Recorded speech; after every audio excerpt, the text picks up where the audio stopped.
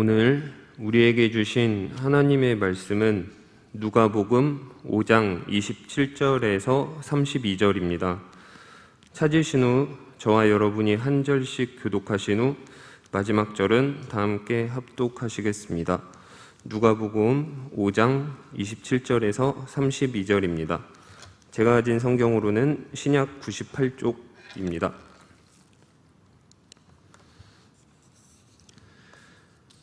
그 후에 예수께서 나가사 레위라 하는 세리가 세간에 앉아 있는 것을 보시고 나를 따르라 하시니 그가 모든 것을 버리고 일어나 따르니라.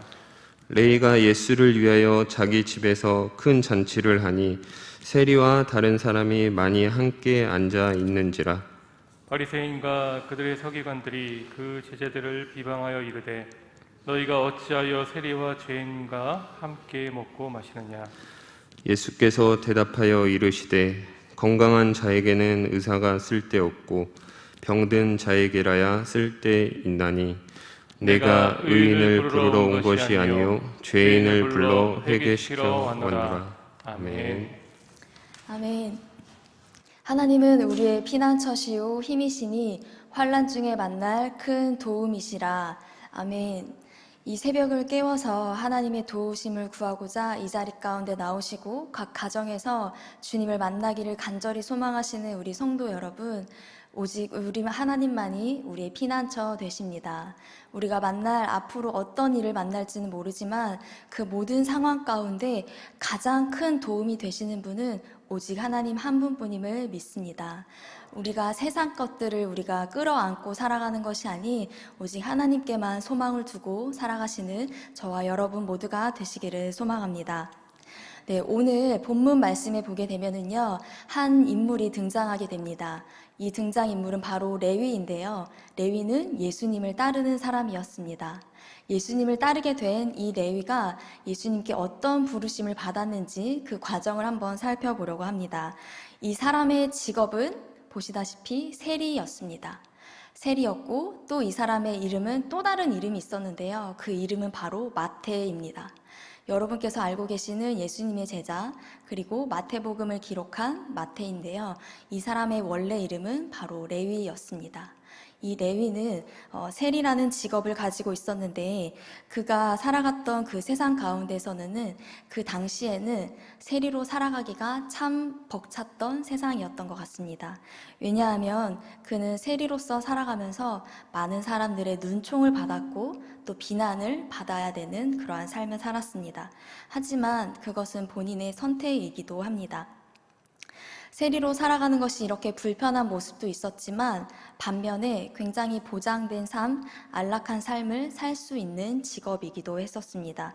왜냐하면 당시 때 로마의 지배를 받고 있었기 때문에 로마에게 바쳐야 할 세금을 이 세리를 통하여서 로마에게 전달이 되었습니다. 그런데 이 세리는 자신들의 동족들이었던 유대인들에게 이 세금을 걷었지만 그뿐만이 아니라 내야 할 그 세금뿐만이 아니라 걷어야 할 세금 그 이상의 것들을 걷어서 본인의 부를 축적했던 그러한 직업을 가진 사람이었습니다. 그렇기 때문에 당시 이 세리는 사람들에게 손가락질을 당할 수밖에 없었던 지탄의 대상이었습니다.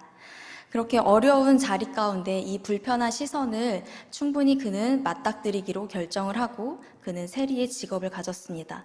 많은 사람들이 다 싫어하는 직업이기 때문에 아무나 할 수 있는 것이 아닐까라는 생각이 들기도 하지만 그렇지만은 않았습니다. 왜냐하면 첫째로는 세리는 돈을 받아들이고 또 나눠야 되기 때문에 세리는 숫자에 밝은 사람이어야 했습니다. 그리고 또 로마 사람들과 관계를 유지하고 대화를 하고 해야 했기 때문에 본인 모국어뿐만이 아니라 2개국어, 3개국어 정도는 할 수 있는 외국어가 능통한 사람이어야 했었습니다. 그런 이러한 세리 레위에게 변화가 나타나기 시작합니다. 변화가 그를 찾아왔는데요. 첫 번째 그의 변화 가운데 예수님의 부르심이 있었습니다. 오늘 본문 27절 말씀을 한번 보도록 하겠습니다. 본문 27절 말씀 함께 읽어보겠습니다. 그 후에 예수께서 나가사 레위라 하는 세리가 세관에 앉아 있는 것을 보시고 나를 따르라 하시니. 아멘. 이 말씀에 보게 되면은 세리는 평소와 똑같이 세관에 앉아 있었습니다. 그리고 그 가운데 그를 보고 있는 한 사람이 있었습니다. 그분은 바로 예수님이었는데요. 기억해야 할 것은 다시 한번 말씀드리지만 레위는 직업은 세리였고 또 그 세리는 사람들에게 눈총을 받는 그러한 존재였습니다. 이런 상황 가운데 예수님과 이스라엘 사람들의 다른 점이 이 본문 말씀에 나타납니다. 그것이 무엇이냐 하면 바로 세리 레위를 바라보고 있는 예수님입니다. 아무도 이 레위를 주목해서 보지 않았지만 예수님만큼은 이 레위를 쳐다보고 있었습니다. 그리고 예수님은 그를 주목하여 볼 때 그냥 관찰하는 깊이의 정도가 남달랐습니다. 왜냐하면 여기에서 보고 있다, 보시다라는 것은 그냥 쓱 지나가면서 그냥 곁눈질로 보거나 눈에 들어오는 것을 그냥 바라보는 것이 아니라 주의 깊게 살펴보고 있는 그 태도를 보신다라는 이 단어 안에 들어 있습니다. 그만큼 다른 사람들은 별로 신경 쓰지 않았던 이 세리를, 이 레위를 예수님은 주의 깊게 관찰하고 열심히 보고 계셨다라는 것입니다. 그리고 예수님께서 주목했던 이 레위를 보시고 예수님은 나를 따르라 라고 그렇게 요청을 합니다. 예수님께서는 그를 부르신 것입니다. 모든 사람들이 레위를 무시하고 기피할 때, 그리고 그럼에도 불구하고 본인은 안락한 삶을 위하여서 세리라는 직업을 선택했을 때 그는 분명히 외롭고 고독한 삶을 살았을 것입니다. 하지만 주목하여 보고 계시는 예수님은 그를 혼자 내버려 두지 않으셨고 그와 함께 하기를 결정하시고 그를 부르신 것입니다. 우리의 삶 가운데 우리를 주목하시는 주님이 계심을 믿습니다. 여러분의 삶 가운데 예수님이 여러분을 부르실 때 기꺼이 따라 나가시는 저와 여러분이 되었으면 좋겠습니다. 다음으로 두 번째, 레위에게 찾아왔던 변화 중에 두 번째는요, 바로 레위의 반응을 통해서 알 수가 있습니다. 본문 28절 말씀을 한번 보도록 하겠습니다. 28절 말씀에 보니까 그의 반응이 어땠냐면은 그가 모든 것을 버리고 일어나 따르니라 라고 되어 있습니다. 그 앞절에 예수님은 그를 보시고 나를 따르라 라고 말씀하셨습니다. 그때에 대한 반응은 그냥 따를 뿐만이 아니라 자신이 가지고 있던 모든 것을 버린 채 예수님을 따르게 된 것입니다. 그의 반응은 너무나도 놀랍고 굉장히 당황스러운 반응이 아닐 수가 없는데요. 그는 지금까지 부를 축적하고 지금의 가진 모든 것들을 끌어모으기 위하여서, 쌓기 위하여서 그는 모든 사람들과의 관계를 어쩌면 끄는 걸 수도 있고 모든 관계 가운데 다른 것보다 나의 부를 중심으로 살았던 사람이었습니다. 그래서 그는 자신이 누릴 수 있는 것들을 다 누리기 위하여 외로움을 선택했고 또 기꺼이 손가락질 당하는 것을 외면하지 아니하고 또 비난받는 그 눈총을 그는 기꺼이 감수하면서 살아왔었습니다. 그런데 그가 예수님의 부르심 가운데 선택한 것은 첫 번째로 모든 것을 버렸다라는 것입니다. 그것을 가진 채 따를 수도 있었지만 그는 본인이 가지고 있었던 모든 외로움, 눈총, 불편한 비난, 멸시, 그 모든 것들을 다 감내했음에도 불구하고 그만큼 가치 있었던 자신의 그 세리라는 직업, 자신이 누렸던 그 삶을 버리고 그는 예수님 앞에 나아간 것입니다. 미련 없이 예수님을 따랐습니다. 성도 여러분, 저도 마찬가지고 여러분도 그렇고 과연 우리는 예수님의 부르심 가운데 나는 예수님을 믿노라, 나는 예수님을 따릅니다 라고 그렇게 말을 하고 선포하고 예수님의 제자로 살아가기로 결단을 했는데 과연 이 자리 가운데 나오신 여러분, 우리의 시간을 드리고 우리의 몸을 드리고 이 자리에 나오긴 했습니다. 과연 세리가 모든 것을 버렸듯이 나의 모든 것을 버리고 그 자리를 떠나 있는지 한번 돌이켜보면 좋을 것 같습니다. 레위와 같이 우리가 과감히 내가 버려야 할 것들을 과연 버리고 계신지 아니면 여전히 내 가슴속에 한 곳 가운데 품고 계시지는 않으신지 우리도 레위처럼 우리의 가지고 있는 것들을 뒤로 한 채 내 앞에 내가 원하는 것들을 앞에 두고 예수님을 따라가는 것이 아니라 내가 원하는 것을 버려둔다는 것은요 그냥 무시한다는 것이 아니라 내 뒤에 두는 것입니다. 내 앞에는 예수님이 계시고 그 뒤를 따르는 내가 있고 내가 가지고 있는 것, 하나님이 허락하신 그 모든 것은 예수님 뒤로 물려나는 것입니다. 그렇게 우리는 하나님을 최우선으로 두고 예수님을 따르는 그 좁은 길에 들어가시는 우리와 모든 그 결단이 끝까지 변하지 않았으면 좋겠습니다. 다음으로 이제 세 번째, 그의 변화 가운데에서는요, 예수님을 위한 그의 삶이 도드라지게 됩니다. 우리 29절 말씀을 함께 보도록 하겠습니다. 함께 읽겠습니다. 레위가 예수를 위하여 자기 집에서 큰 잔치를 하니 세리와 다른 사람이 많이 함께 앉아 있는지라. 아멘. 여기에 보면 레위, 마태, 세리가 나오죠. 이 레위가 누구를 위하여서 잔치를 벌였나요? 자신을 위한 것도 아니었고 이웃을 위한 것도 아니었고 가장 첫 번째 이유는 바로 예수님을 위하였습니다. 예수님을 위하여서 주변에 있는 이웃들을 초청합니다. 그리고 그 잔치를 벌였는데 그곳에 모인 사람들은 세리와 또 다른 많은 사람들이 있었습니다. 자신의 동료들이겠죠, 세리들. 그리고 그 잔치 가운데 예수님을 위한 잔치를 자신은 벌였지만 예수님만을 위한 것이 아니라는 것을 좀 알 수가 있는데요. 그 자리 가운데 모인 자신의 동료들 또 이웃 주민들이 예수님을 만나기를 원한 것이 아닐까 그렇게 생각해 볼 수가 있습니다.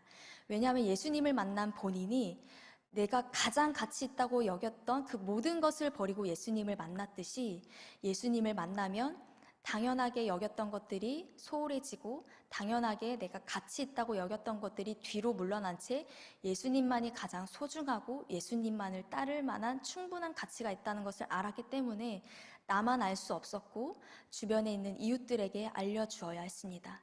그래서 첫 번째 예수님을 위하여, 두 번째 이웃을 위하여 다른 사람들을 위해 이 큰 잔치를 벌이게 되었습니다. 그 잔치 가운데 그 다음 절에 또 보시게 되면 불청객들이 또 보이게 되는데요. 30절 말씀을 보시게 되면 바리새인과 또한 서기관들이 나타나게 됩니다. 근데 그들은 이제 예수님과 죄인으로 여겼던 이 세리들, 많은 사람들에게 눈총을 받고 많은 사람들이 불편해하는 어쩌면은 매국노처럼 당했었던 그 세리들이 예수님과 함께 식탁 교제를 하고 있는 것이었습니다. 이 당시 때는 물론 우리나라도 마찬가지이지만 많은 사람들과 식사를 한다는 것은 쉬운 일은 아닙니다. 내가 불편한 사람과 과연 식사라는 것이 괜찮을까요? 저 같은 경우는 아주 어렸을 때는 마음이 불편하거나 또한 걱정거리가 많이 있을 때는 소화가 잘 안 되는 경우들이 많이 있었습니다. 그런 것처럼 우리의 마음이 불편할 때에는 식탁 교제를 한다는 것 자체가 참 큰 어려움이기도 합니다. 이스라엘 사람들은 더더욱 그랬었습니다. 한 가족이고 같은 이제 가족으로 받아들이는 사람들과 함께 식탁 교제를 하는 것인데, 그런데 이 세리들이 또 예수님과 식탁 교제를 하고 있는 모습을 보게 됩니다. 많은 제자들이 예수님을 따르는 그런 지도자, 또 랍비로 받아들여졌던 그 예수님의 모습 속에서 율법을 정말 우선순위하던 바리새인과 서기관들이 보기에는 하나님의 말씀을 가르치는 이 예수가 죄인들과 같이 식사를 하고 같이 사랑을 나누고 있는 이 모습을 보면서 마음이 얼마나 불편했을까요? 그래서 결국은 그들은 예수님의 제자들을 향하여서 비방의 소리를 높입니다. 어찌하여서 너희가 세리와 죄인들과 함께 먹고 마시느냐라고 하면서 이 자리 가운데 어쩌면 불편한 소리들이, 나쁜 소리들이 오고 가는 것을 보게 됩니다. 이때 예수님이 보였던 반응은 어땠을까요? 예수님이 보이셨던 반응 중에서는요, 아주 놀라운 말씀으로 반응을 하십니다. 오늘 본문 말씀 누가복음 5장 31절에서 32절 말씀인데요. 우리 함께 두 절 함께 읽어보도록 하겠습니다. 합독하시겠습니다. 예수께서 대답하여 이르시되 건강한 자에게는 의사가 쓸데없고 병든 자에게라야 쓸데있나니 내가 의인을 부르러 온 것이 아니요 죄인을 불러 회개시키러 왔노라. 아멘. 네, 31절 말씀에 또 32절 말씀에 보시게 되면 예수님은 또 비유를 들어서 이렇게 설명을 해주십니다. 그들이 볼멘 소리를 하고 있을 때 어찌하여서 죄인들과 예수님과 식탁 교제를 하느냐, 저들이 같이 뭉쳐있는 것도 보기 싫고 마음 불편하고 어려운 상황인데 어떻게 저들과 같이 식사를 할 수 있을까라고 했을 때 예수님의 반응은 오히려 그들을 꾸짖는 모습으로 나타나게 됩니다. 비유를 들어서 말씀하시기를 자신을 의사로 칭하고 또한 저들을 상대방들을 병든 자, 아픈 자들이라고 설명을 합니다. 그러면서 의사가 있어야 할 곳은 바로 아픈 사람들에게 있어야 한다라는 것이죠. 이곳에 모인 사람들이 바로 아픈 사람들이고 이들을 방치할 수 없고 나는 이들에게 다가가 이들을 고쳐주어야 한다라는 그러한 의미를 담고 예수님께서는 이렇게 대답을 한 것입니다. 그리고 이 말은 또 다른 말로 32절에 의인이 아닌 죄인들을 위하여서 내가 왔다. 바로 죄인을 구원할 자, 그 자가 바로 나 예수라는 것입니다. 예수님이 바로 구원자라는 것을 이 말씀을 통해서 다시금 선포해 주고 계십니다. 예수님은 죄인을 부르러 오셨고 병든 자를 만나러 오셨습니다. 멀쩡한 자 그리고 건강한 사람들을 예수님은 그들을 만나러 온 것이 아니라 우리처럼 아프고 여전히 예수님을 믿노라 하고 또한 코로나 상황 가운데서도 성전을 사모하면서 이 자리로 또 오늘 주일 예배를 사모하면서 달려올 우리 모두 여전히 죄인의 모습으로 살아가는 우리를 위하여서 예수님이 필요하시고 우리를 위해 하나님께서는 예수님을 보내주셨습니다. 그러한 이 잔치는 바로 예수님을 위한 것이었기도 하지만 레위가 잔치를 벌인 이 잔치는 예수님뿐만이 아닌 바로 죄인들, 자신과 또한 자신의 동료들 그리고 그 자리 가운데 볼멘소리를 했었던 서기관과 바리새인들 우리 모두를 위한 자리였었습니다. 과연 바리새인과 서기관들은 그럼 죄인이 아니었을까요? 율법을 완벽하게 지키려고 노력하고 또한 금식도 그리고 모든 헌금들도 많은 사람들 앞에서 기도도 큰 소리로 하고 있는 이 모든 것들을 행하는 자들 이들은 과연 죄인이 아니었을까요? 얼마나 깨끗할까요? 그렇다면 이들과 같이 말씀을 잘 알고 있고 또 오늘 야베스 말씀 암송대에 나가시는 분들도 계실 텐데 말씀 암송도 열심히 하고 있는 우리의 모습 가운데 과연 우리는 이 바리새인과 서기관들처럼 나는 깨끗하다, 나는 의인이다 라고 매일매일 그렇게 자신 있게 말을 할 수 있을까요? 우리는 물론 예수님을 인하여서 믿음으로 말미암아 의인이 되었습니다. 하지만 우리 가운데에서는 죄의 법과 이 사망의 법이 예수님의 법과 함께 싸우고 있음을 우리는 늘 알아야 합니다. 우리 안에 늘 여전히 사단은 우리의 마귀가 그 틈을 타고 오고 있다는 것을 기억하시면서 우리도 죄인이라는 이 존재, 깨끗하지 않다라는 것에 대해서는 망각하지 않으셨으면 좋겠습니다. 사랑하는 성도 여러분, 우리의 삶 가운데 우리는 과연 무엇을 따라가고 있고 무엇이 나를 만족하게 하고 있는지 이 레위의 모습을 통해서 돌아보았으면 좋겠습니다.